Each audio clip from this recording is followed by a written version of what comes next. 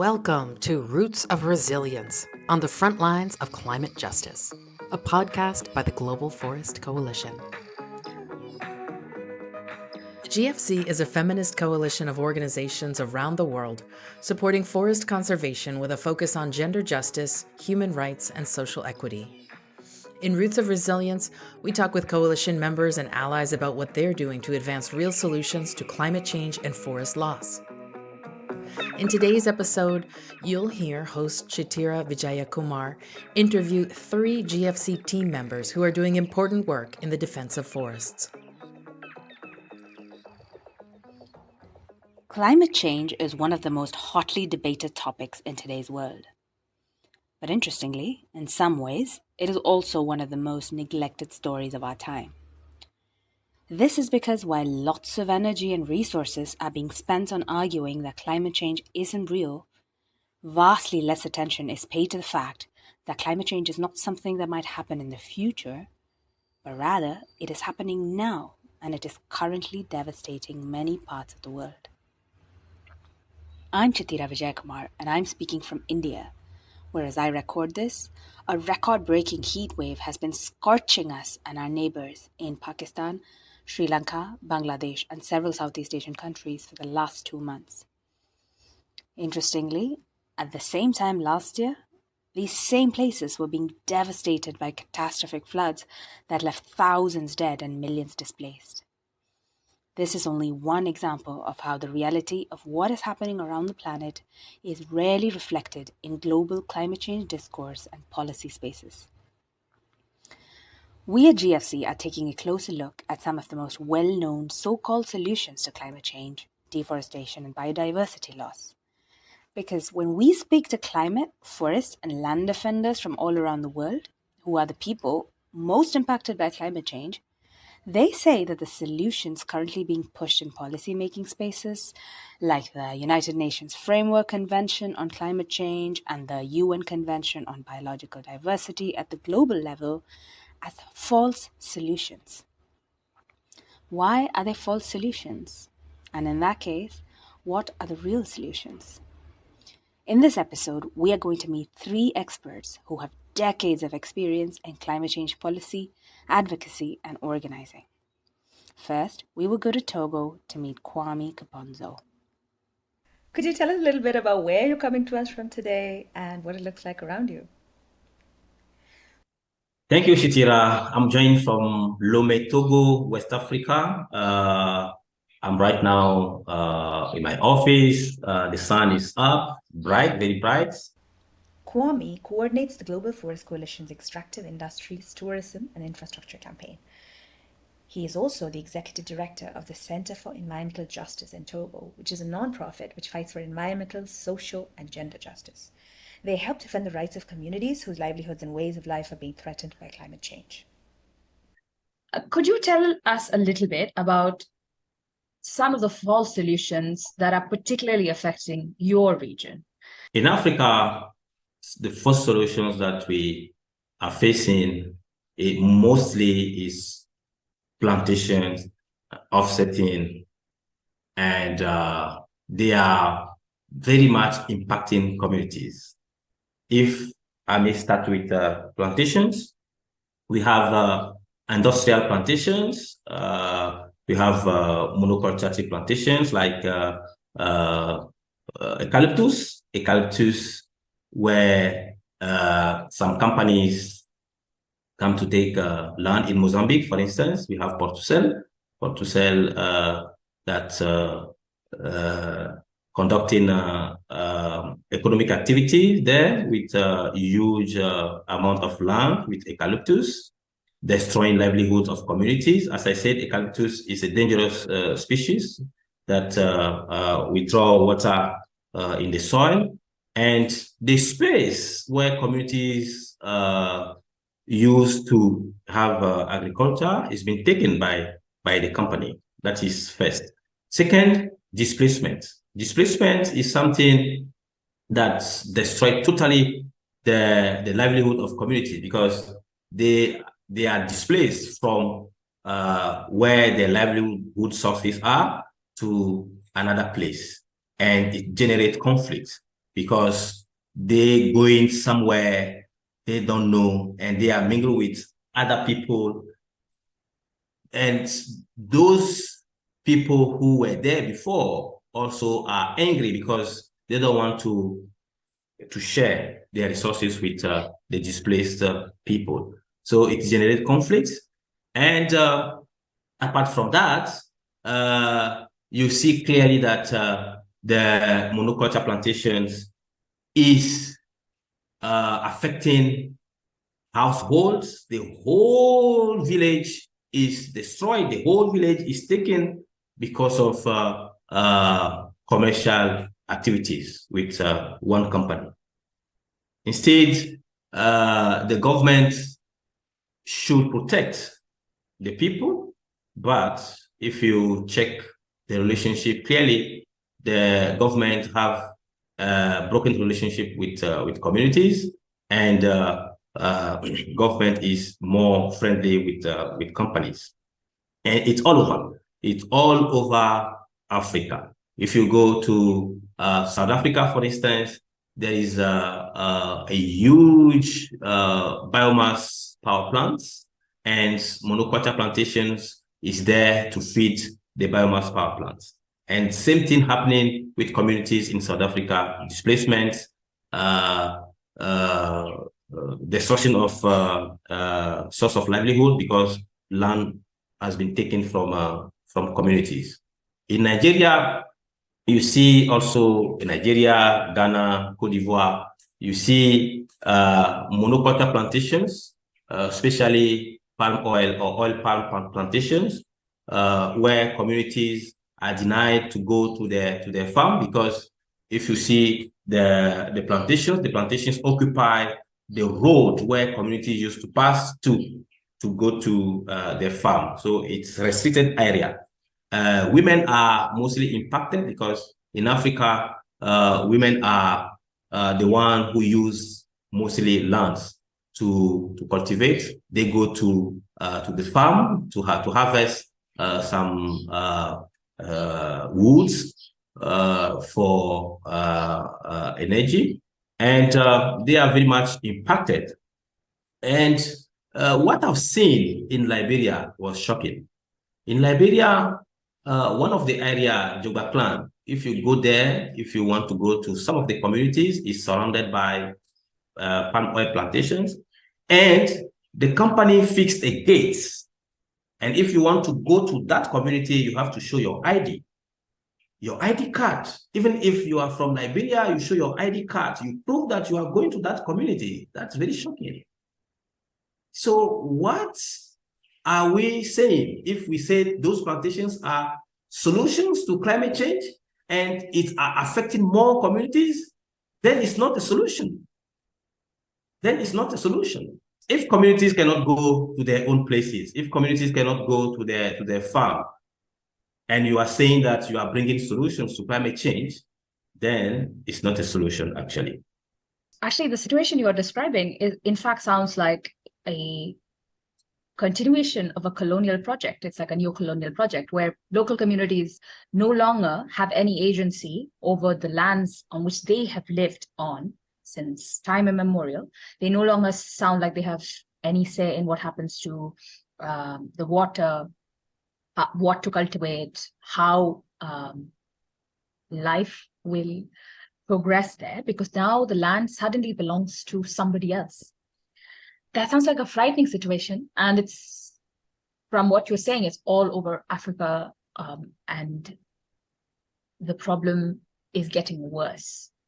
And you touched on this a little bit earlier, but you mentioned how women in all the diversities are some of the most severely impacted in this process through these very severe social, cultural, and economic changes. You mentioned how women used to have access to farmlands, and they used to be able to grow food and be wage earners. So can you tell us a little bit more about how gender dynamics are also changing in these regions? Yeah. As I said before, women are mostly impacted by climate change, by forced solutions of climate change. And youths are also impacted because in Africa, most of the youth and women, they have in their mind to have small land to cultivate. But because of those projects, because of the plantations, because of RED projects, those forced solutions that taking land from people, people move from their communities to the town. But in the town, it's difficult for them to get job. So it's very important to highlight this because it's happening everywhere in Africa. People move from the village to the town, hoping that if they get to the town, they will have a better job. So why they are coming to the town, that I was explaining, that they don't have any more interest in the village because their land has been taken from their father. They were displaced, so they have to seek their way. So having that said, even in the villages where those projects are happening, those forced solutions projects are happening, you see clearly that women are left behind because men are the one mostly picked by the company to work. And if they are working, they work hard, the men work hard, but they paid less. And if the men were taken away from their family to the company field, you believe with me that the children and the woman, they are left alone in home. And the charge or the load of children is upon the woman then. So the struggle to get food to kids, to children. And if those projects also destroy the livelihoods of the communities, then the source of income also is gone. Then it's difficult for the family to pay the school fees for children to go to school.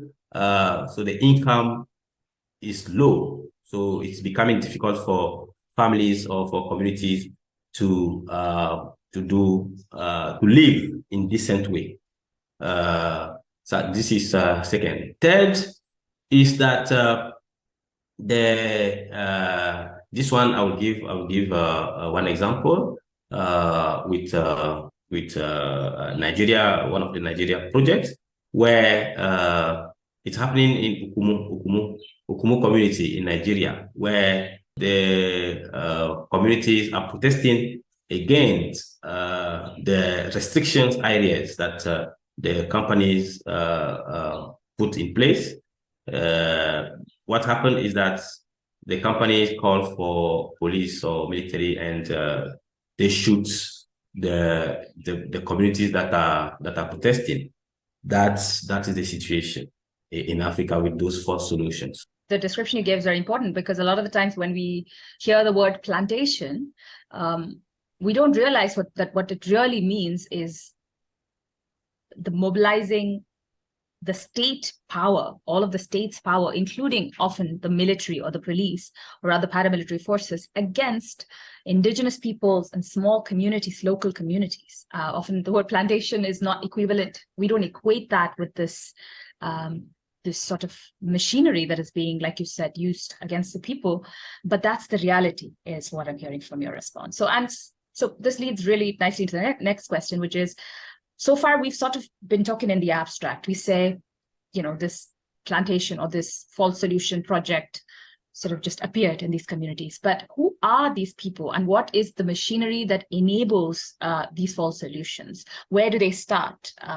Who are some of the people behind it? Who are some of the organizations behind it? The main channel that are promoting those false solutions is the UNFCCC spaces, where the negotiations are taking place. Negotiation on climate change are taking place. What happened, or what is happening there in that space, particularly that space, is that instead of giving the voice to communities who are impacted to speak, they don't give that voice to communities. And what is going on there is, you see the government mainly and the private sector, and the private sector is there, and the representative of multinationals are also there, associated with the private sector. So they promote their own projects. They promote what can benefit them.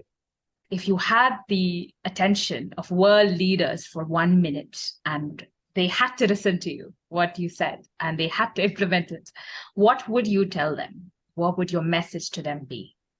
Yes, the world leaders, they become leaders because of communities, people, because of citizens, because of people. The people elect them. So they should listen to people. They have to listen to people. They are there as leaders to serve people, not to destroy the livelihood of people.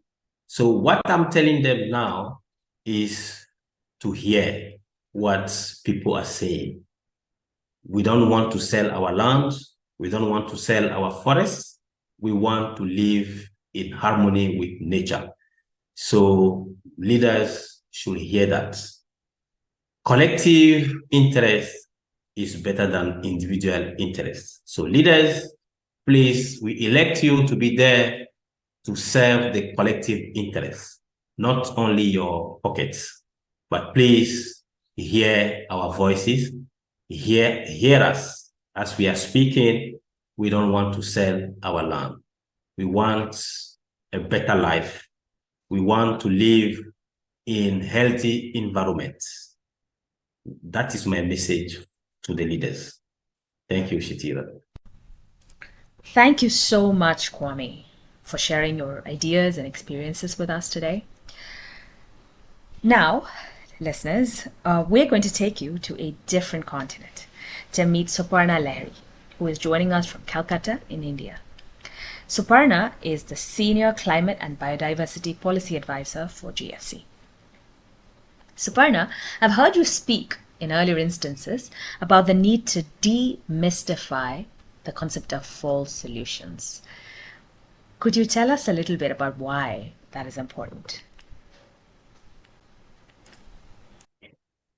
You know, Chithira, nowadays there is so much confusion around this term called false solutions. And I really feel for those people, the frontline communities who are affected by climate change, and every day they are looking forward to a kind of how one can overcome this crisis, how one can look forward for a more certain future generations, and does not have to live a life like, oh, the next day it will be heavy rains. What will happen after that? A storm is coming. Right now in Calcutta, we have a storm or cyclone coming next week. What will happen then? What will be the impact of that storm? Or somewhere down in the US or somewhere down in Africa, a drought, a hurricane. Now, for this, the life is becoming very, very uncertain. And for those where you have their livelihood depending so much on land, what is there on the land, what is there on the water, how the climate is changing, what is the weather pattern, everything is now affecting those people who are in the front lines, who are the communities on the ground and their livelihood. And so this whole climate mitigation and the terminology is coming out of it, like false solutions, real solutions, zero, net zero. It's becoming increasingly confusing. And that's not good.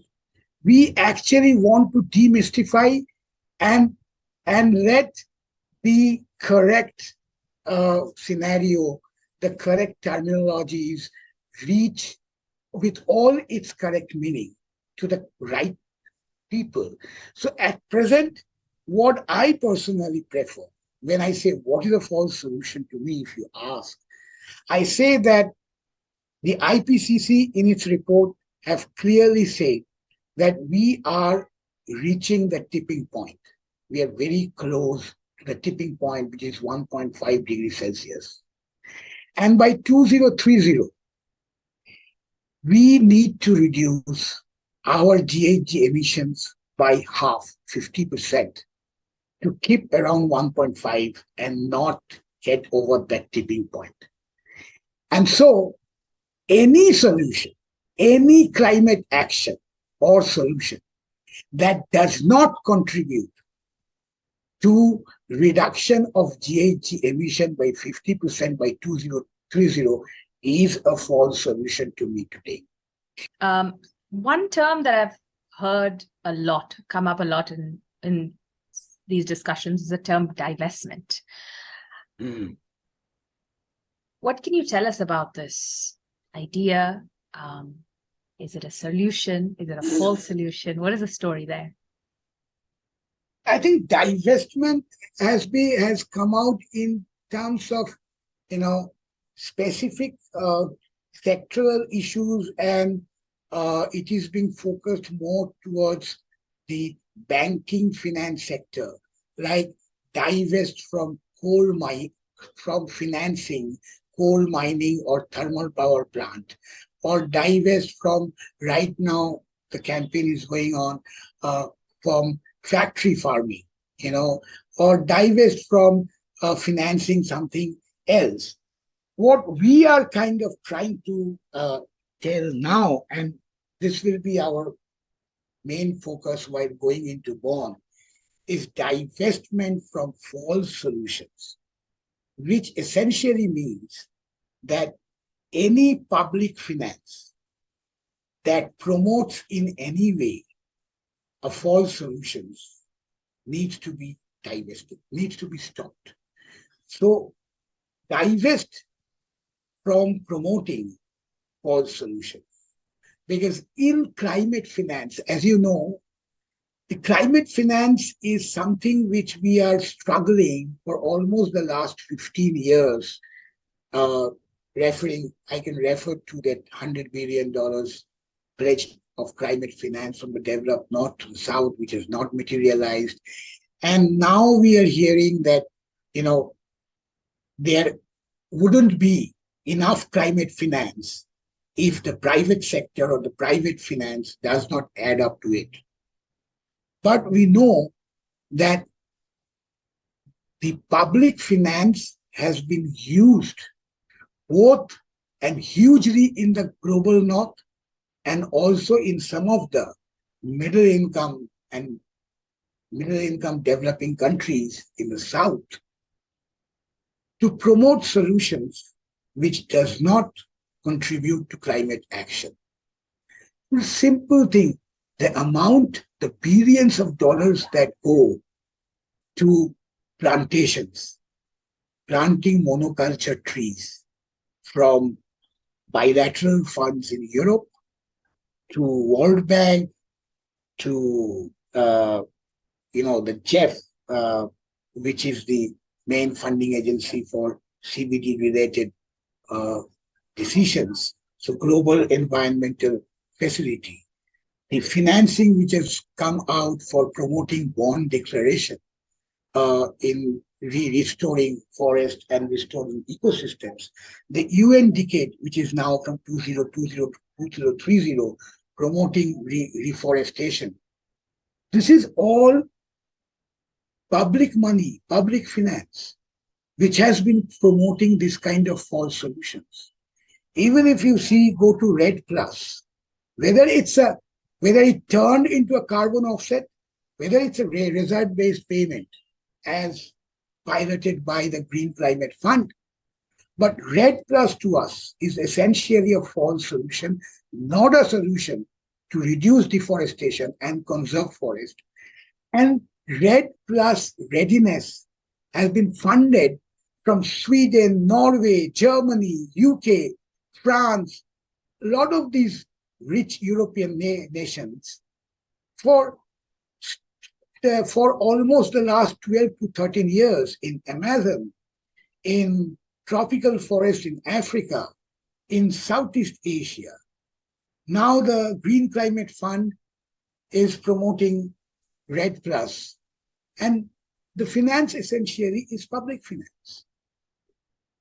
Then we have Green Climate Fund promoting plantations through private sector player like the Arboro Fund.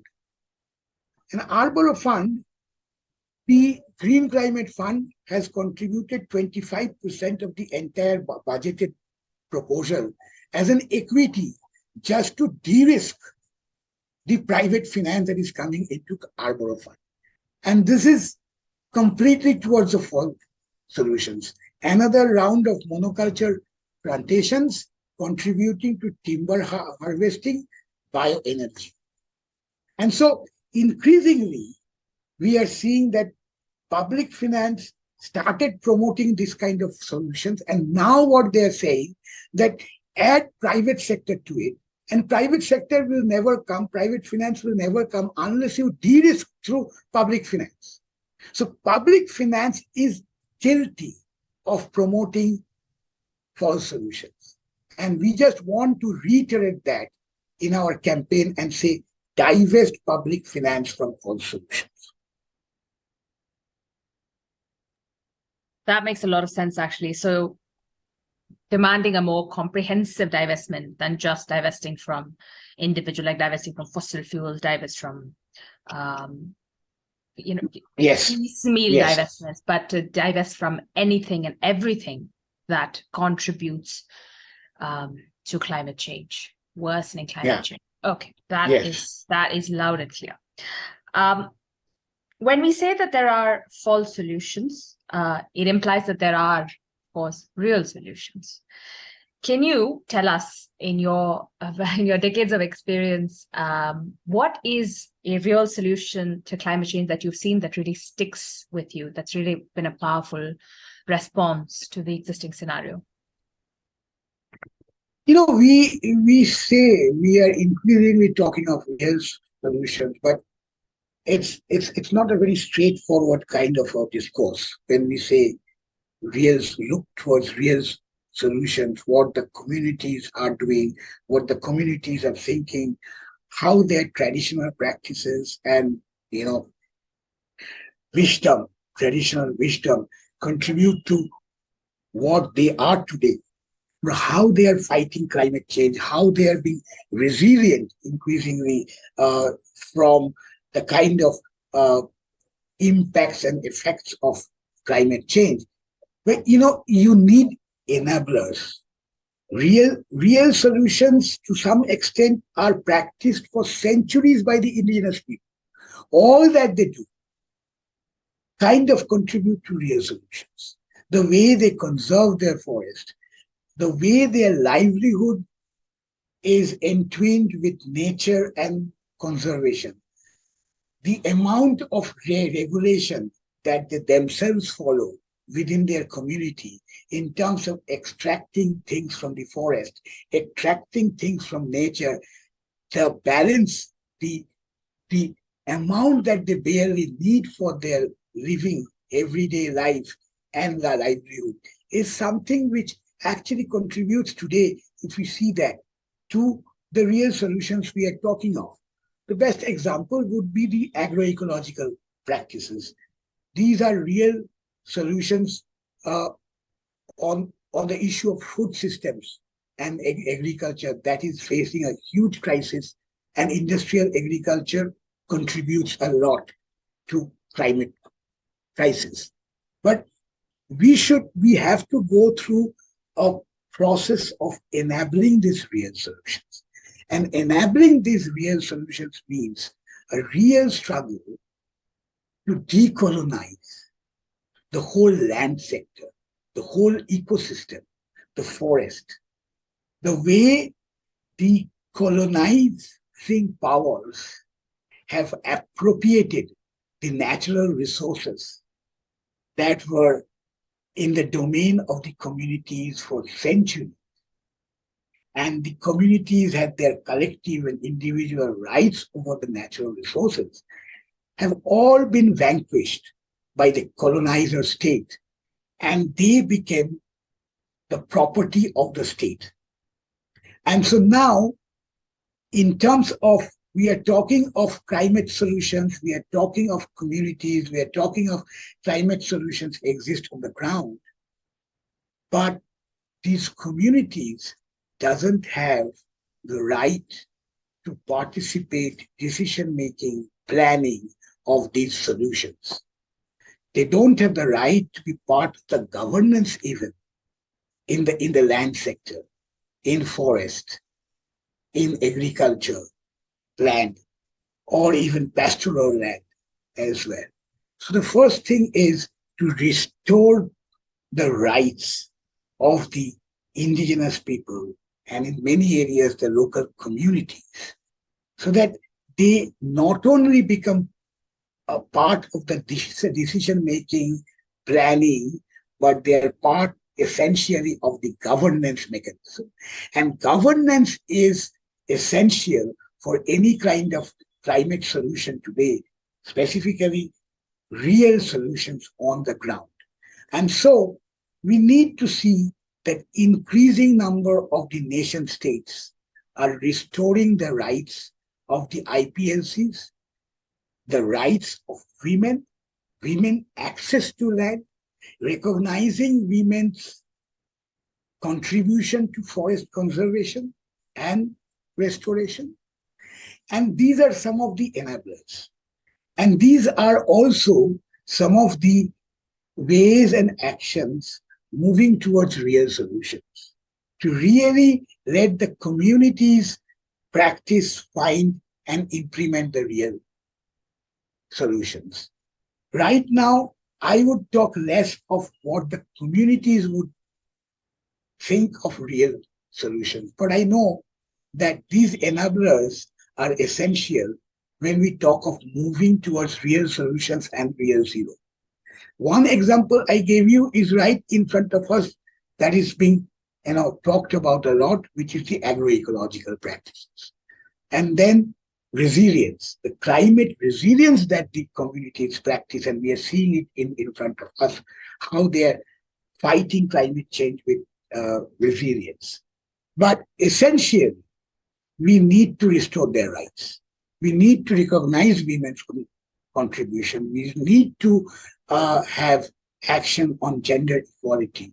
We need to have women's access to land and women's participation in governance, where the IPLCs are also part of the governance. A self-governance mechanism of the IPLCs, and with a kind of a quorum or majority of dividing the share of governance between men and women, will be kind of enablers to move towards real solution. Absolutely. And I think at this juncture, it's important to note that many of these false solutions actually weaken even the existing, whatever existing control that indigenous peoples and local communities have over their lands and sovereignty to live their lives the way that they would like to. So we're really, I think that the points you mentioned are really key, Souparna. Our final visit for this episode is to Andrea Echeverri, who's from Colombia. She's a feminist and environmental organizer and has dedicated the last 12 years of her life to environmental justice, mainly in Colombia and Latin America. Andrea is currently the coordinator of GFC's Unsustainable Livestock campaign. Andrea, hello and welcome to the pod. Could you tell us a little bit about how you approach the concept of false solutions to climate change in your work? Well, hi everyone. I'm really glad to say hello to everyone from Colombia. I live in a little village called Guarne that's nearby Medellin, the second main city from Colombia. We're located in the Andean mountain range, sorry. So we're surrounded by forests, what's left of them actually, with people who have really interesting connections with the land, and from a really beautiful place I'm talking to you right now. I get to see the birds, I get to see the forest, I get to listen to a little creek nearby. So I feel pretty connected with the topic that we're discussing right now. Well, I feel like when we're talking about climate crisis, we're not only talking really about climate. We're not talking only about emissions. We're talking of a symptom of a comprehensive crisis of a civilization model. That is, we have a water crisis, we have a food crisis, we have an environmental crisis, and we also have the climate crisis. So if everything's going wrong, basically, in our system, is because the system itself, it's not working. So we can't ask the system itself to solve the problems that it has caused itself. And when I'm talking about the system, I'm talking, that might sound cliche or something, but when I'm talking about the system, I'm talking about taking into account the main issues, the main causes of the state we're at, the state of, I don't know, of global panic because the world's going to an end, we're heading to the apocalypse of something, because you can hear sometimes things like that. But you can't just keep saying that we are all on the same ship and everything, because that is true. But there's also something that has to be taken into account, and that's the principle of common but differentiated responsibilities. That said, we can't blame someone who lives in the Colombian countryside or in the Peruvian countryside, a woman, an indigenous woman who is harvesting the land or everything, as we can blame the big polluters. And the big polluters basically incarnate the profound roots of this environmental and climate crisis. So that is the patriarchy, the colonialism, and the capitalism itself.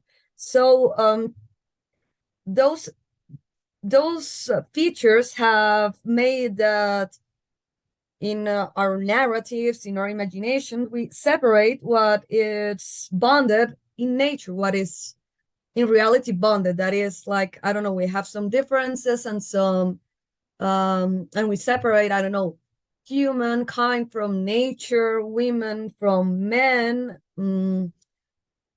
emotion from thinking and everything.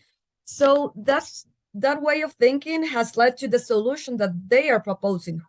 The people that incarnates capitalism, colonialism, and patriarchy. So they keep separating everything that is not really separated. So they try to face only one symptom of the problem. So the problems of climate change do not rely on nature itself. They rely on the ways that we are relating to nature. So the problem of that has been reduced to equivalent carbon is really a political problem of a political system. So the solution can be like that narrow. We have to discuss the relations between humankind and nature and between human groups. We can't tackle climate crisis if we don't take into account social and environmental injustices that also this climate crisis is deepening. So these false solutions only take into account one little part of the problem. We can basically measure everything on carbon right now. We can measure your way of life, your way of eating, your way of transporting, but only as individual, not only taking into account like the whole system. And that's a whole problem. Not thinking about everything that's going on, only talking about this little coin that that allows people to limit nature to only one of its main ecological, well, not main, to one of their many ecological features, and that allows to limit it and to put owners to them, to ecological function. That is like the carbon cycle. And then if you can put owners, you can also put it into the market. And that's what we are doing right now. We're thinking on, well, or they are thinking on the climate crisis as yet another market opportunity, rather thinking that on the planet, on people, they're thinking on how to make profit of this environmental crisis that's affecting every one of us. What I heard from you is that essentially a binary model of thinking has reduced what is really a complex political problem that involves real people and real lives and real nature to a problem of a purely technical problem or a purely carbon-based problem, something that really reduces it and removes all the complexities that really are the heart of the issue, right?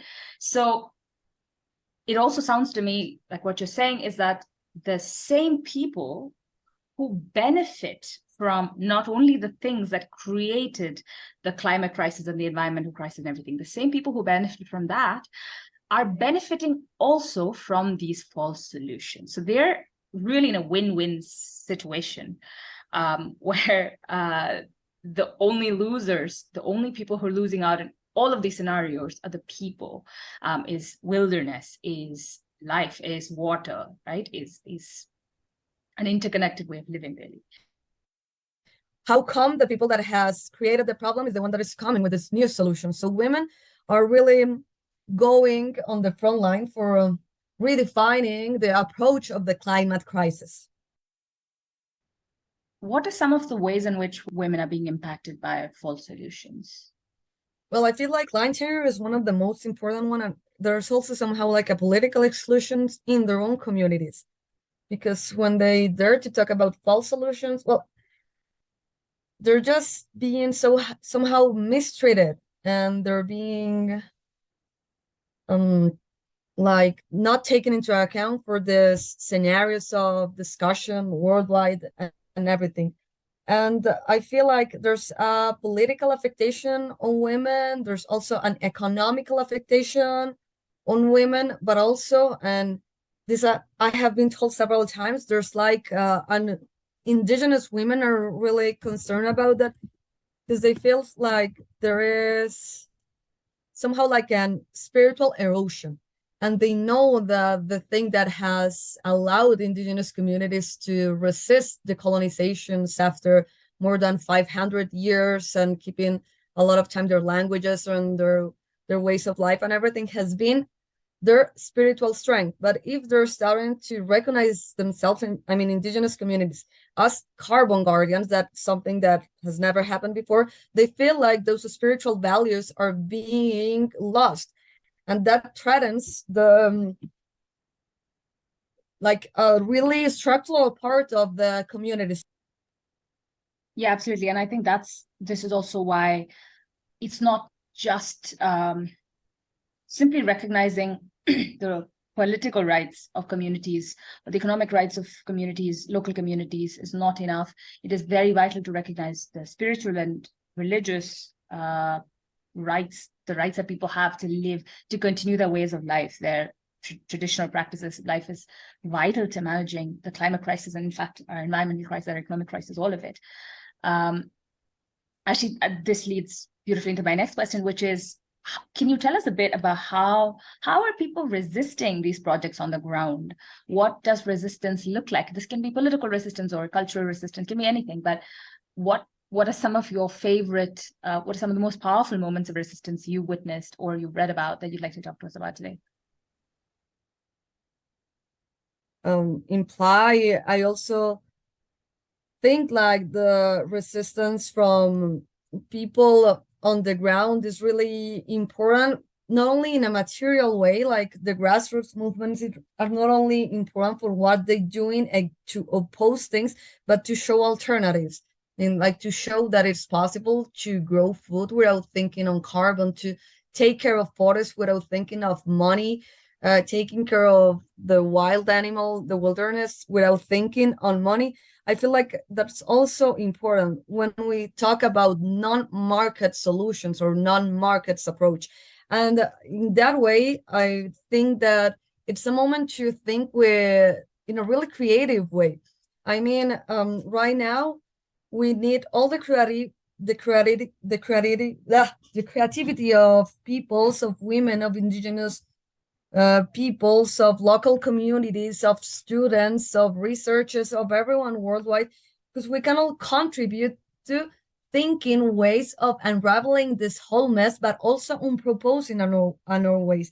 And people is doing so from art, people is doing so from research, people is doing so also, and I think that's really, really important, from this spiritual resistance and this gathering for, I don't know, of indigenous women, of indigenous people, just like to try and heal the planet. I feel like something really powerful, because we can't think of a new rationality without thinking that it has to be solid.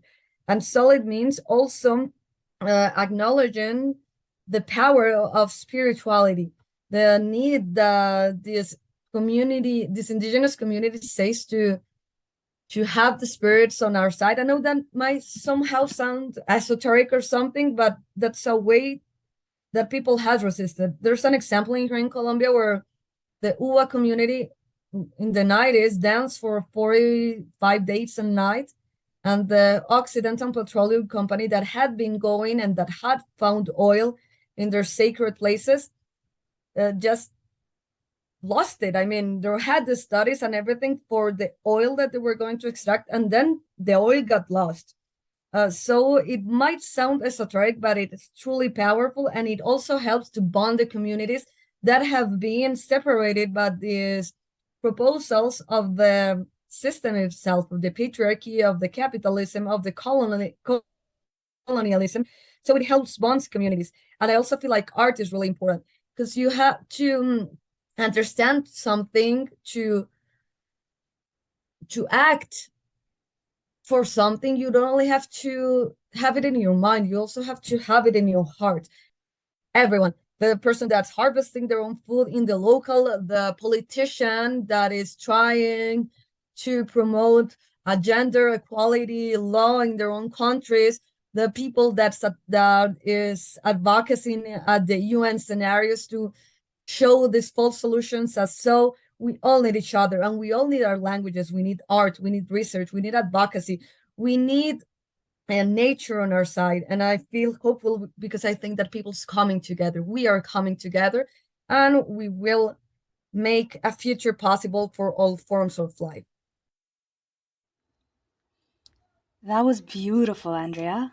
Thank you so much for speaking with us. That brings us to the end of the first episode.